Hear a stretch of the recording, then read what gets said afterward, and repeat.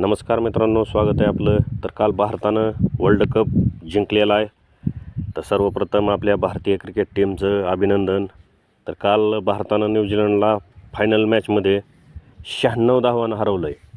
भारतानं काल प्रथम फलंदाजी करताना 255 धावांचं अतिशय मोठं टार्गेट दिलं होतं न्यूझीलंडला, आणि ते काय न्यूझीलंडला पेलवलं नाही आणि त्यांचा 96 धावांना पराभव झालेला आहे. आणि त्यामध्ये आपल्या सगळ्याच भारतीय टीमचं कौतुक करावं तेवढं थोडं आहे.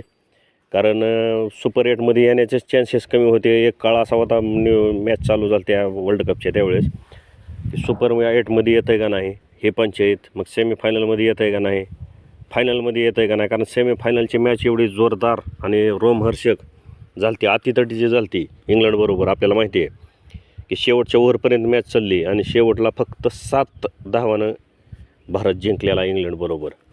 आणि तशीच अपेक्षा होती की फायनलमध्ये पण तशीच मॅच होईल, अतितटीची होईल आणि भारताची न्यूझीलंडच्या ह्याच्यात शेवटच्या ओव्हरपर्यंत मॅच चालेल. कारण त्यावेळेस ही इंग्लंडबरोबर ही 250पेक्षा जास्त रन करूनसुद्धा 7 रन्सनं फक्त आपला विजय झाला. आजही न्यूझीलंडचंही तसंच होईल. या न्यूझीलंडबरोबर फायनलमध्येही अगदी तशीच मॅच पाहायला मिळेल असं वाटत होतं. पण भारताची बॅटिंग जबरदस्त झाली आणि बॉलिंग ही जबरदस्त झाली. त्यामुळं मोठा विजय, 96 धावाचा म्हणजे एक मोठा विजय भारतानं, एकतर्फी विजय न्यूझीलंडवर मिळवलेला काल. आणि मॅच वर्ल्ड कप आपण जिंकलेला आहे. आणि त्याच्यात बऱ्याच दुसऱ्या गोष्टीची चर्चा झाली त्या क्रिकेट सोडून, की क्रिकेटची फायनल मॅच अहमदाबादला आहे आणि ते नरेंद्र मोदी स्टेडियमवर आहे. आणि त्याच्याविषयी सोशल मीडियात बऱ्याच उलटसुलट चर्चा होते की नरेंद्र मोदी स्टेडियमवर मॅच घ्यायला नाही पाहिजे होती, दुसरीकडे फायनल खेळा, ती पण होती स्टेडियम आहे, त्याचं नावच पण होती, असलं तसल्या बऱ्याच गोष्टी सोशल मीडियावर चालत होत्या. त्याही गोष्टीचा काल विषय संपलेला आहे की पनवती बिनवती काही नसतं, नाव नसतं, स्टेडियम नसतं. जर खेळ चांगला खेळला खेळाडूंना तर मॅच आपण जिंकतोच, कुठलाही खेळ जिंकतोच. आणि आपल्या क्रिकेट टीमनं ते सगळे अंधश्रद्धा संपविलेली, एक प्रकारे एक गैरसमज अंधश्रद्धा काय मनात होती की त्या स्टेडियमवर, नरेंद्र मोदी स्टेडियमवर अहमदाबादच्या खेळलं तर भारत 100% हरणारच आणि ते स्टेडियम सोडून दुसरीकडेच मॅच घेतली तर असं होईल तसं होईल.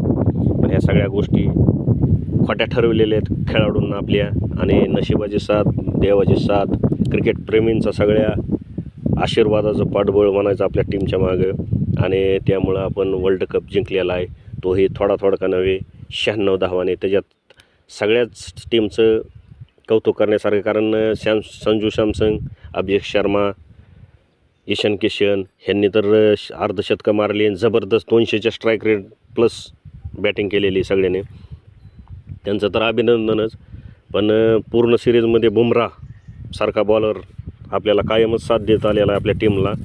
आणि बुमराहनं कालही 4 विकेट घेतल्या, त्याच्यामुळे त्याचंही स्पेशल अभिनंदन. सूर्यकुमार यादवचे एवढे काय खास सिरीज राहिलेले नाही, पण तो कॅप्टन आहे. शेवट सगळ्यांची टीमचं सांघिक खेळ असतो, कोणी खेळणार, कोणी कमी खेळणार, कोणी जास्त खेळणार, ते काही असो. भारत जिंकलेला आहे, भारताचं अभिनंदन. आणि कुठलंही स्टेडियम पण होती काय नसतं क्रिकेटमध्ये, हे काल पुन्हा एकदा सिद्ध झालेलं आहे. आणि भारतीय संपूर्ण टीमचं पुन्हा अभिनंदन.